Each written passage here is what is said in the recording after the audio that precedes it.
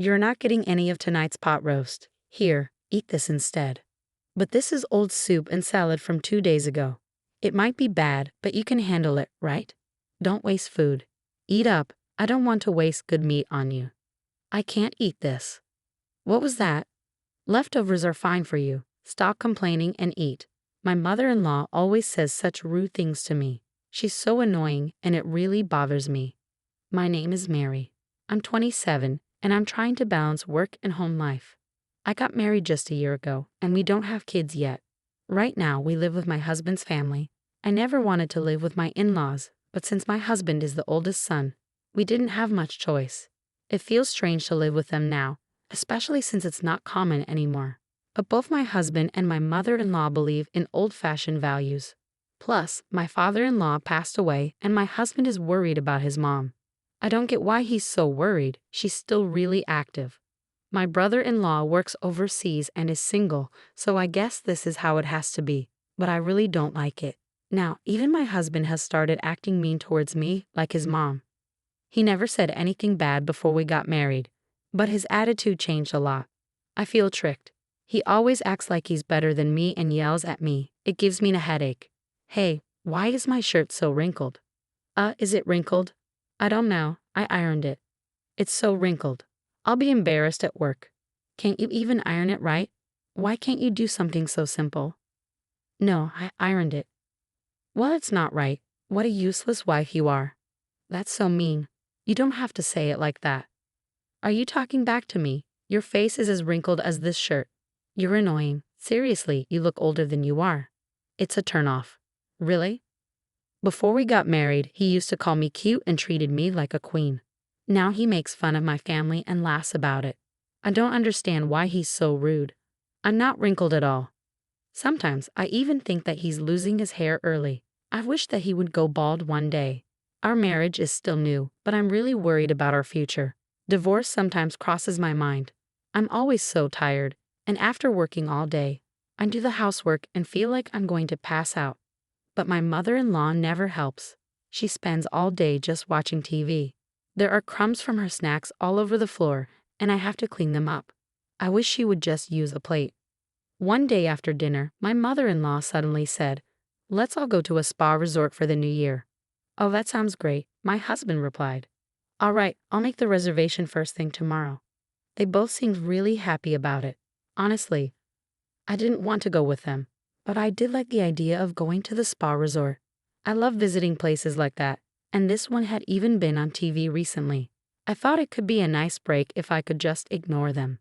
Deep down, I was actually excited. Later, my mother-in-law said she needed to talk to me. I wondered what it was and followed her to the living room. "You know, we only have a small car," she said, "so I was hoping we could borrow your family's minivan. It's good for carrying lots of luggage." My father has both a minivan and a small car. He uses the small car for commuting and the minivan for shopping or camping, which is his hobby.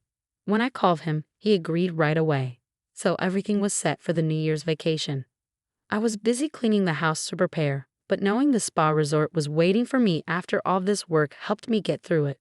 As usual, my mother-in-law just sat on the sofa all day, doing nothing. Finally, New Year's Day arrived. I woke up excited about the resort, but when I looked at the alarm clock, I realized I had overslept. What? It's already 8:30. But where's David? I thought my husband was in the bathroom, but he wasn't there. Where is everyone? I wondered, feeling confused. I checked my mother-in-law's room, but she wasn't there either. I started to panic, thinking maybe they had left without me. I grabbed my phone from the living room, where I always charge it, and saw a text from my mother-in-law. It said, "We're going to have fun. We never booked a place for you. You can spend a lonely New Year. It's fine if the bride doesn't come." I was shocked. My mother-in-law had never planned to take me to the spa resort. She just wanted to go with my husband, leaving me behind.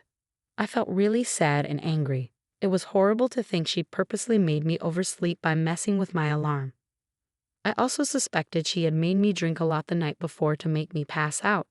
I regretted drinking so much, but at least she didn't drug me.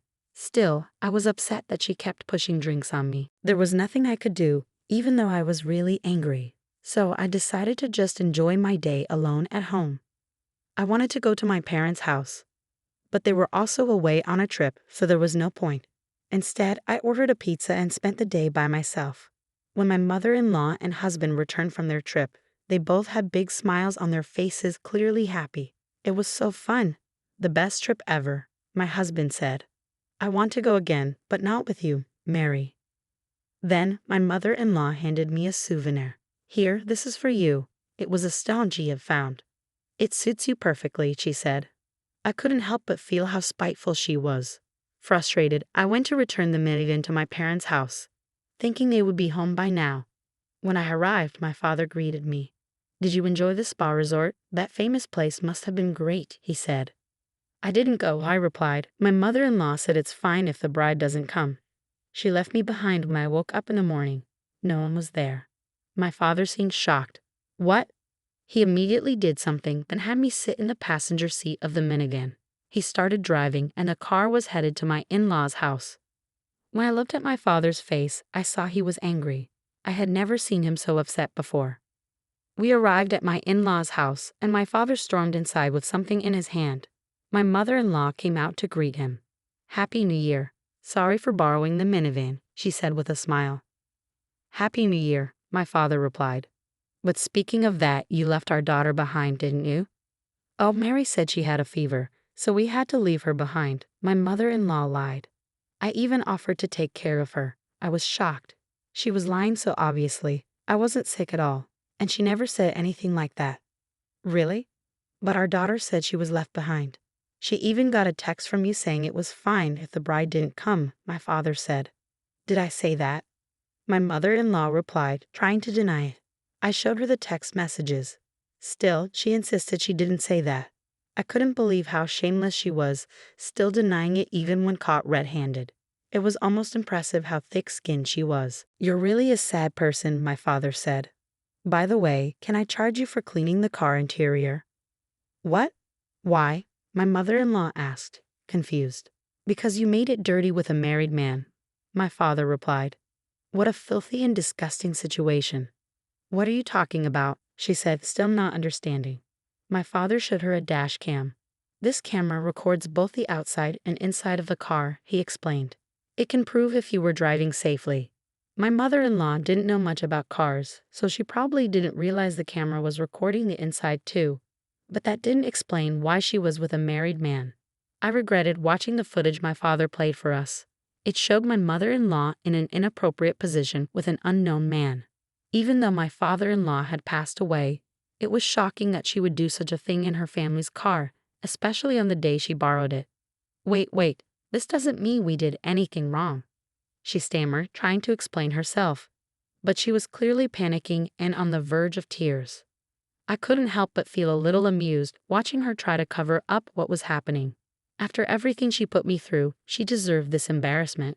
I didn't feel sorry for her at all. Then my father pulled out a photo. It showed my mother-in-law and the man from the video doing something inappropriate in broad daylight. It looked like they were in a secluded place, but the fact that they did it during the day was still shocking. You wouldn't have seen any of this if you hadn't been so cruel to my daughter, Mary, my father said. Why do you have that picture? My mother-in-law asked. Because I'm a detective, my father replied calmly. Do you remember now? I've been telling you all along, haven't I? He continued.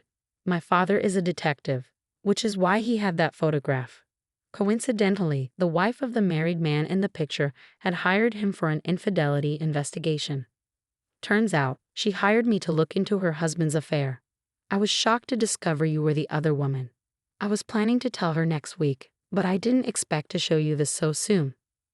No, I'm innocent, she cried. I was forced into an unpleasant situation. I'm not at fault. Please don't tell his wife. You were forced, my father asked. It looks like you were enjoying yourself. We also have video footage of you whispering sweet things to him. Want to see it? My mother-in-law didn't have an answer. She suddenly collapsed to her knees, crying. I stood there, coldly watching her. I had had enough of everything, and I was done. I turned to my husband and said, I want a divorce. I can't stay in this horrible family anymore. I'm leaving. What? What about our living expenses? He asked, clearly shocked. I was about to answer when he dropped a bombshell. I was fired a while ago. I was stunned. He hadn't told me he lost his job. Even though he knew, he still went on the spa trip. He was such a fool, and I felt like I had no choice but to divorce him. I took off my wedding ring and left it behind. My husband tried to stop me, begging, "Can't you forgive me for not taking you on the spa trip?" I told him it's not just about the trip. I don't want to be with you or your mother anymore. If you want to live with your mom so badly, then go ahead, you mama's boy. Please wait, don't go, he pleaded. I didn't listen. I hired a lawyer and started the divorce process. My ex-husband seems to be struggling with his living expenses now that I'm gone. He should find a new job quickly, but since he was fired for stealing, it will probably be hard for him to get hired again. His old company fired him because they caught him stealing and couldn't trust him anymore.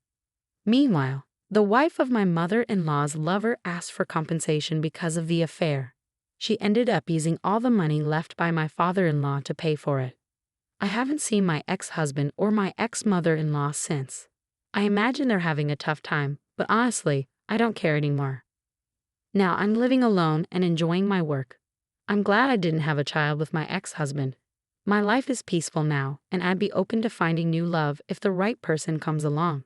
For now, my goal is to make smart choices moving forward.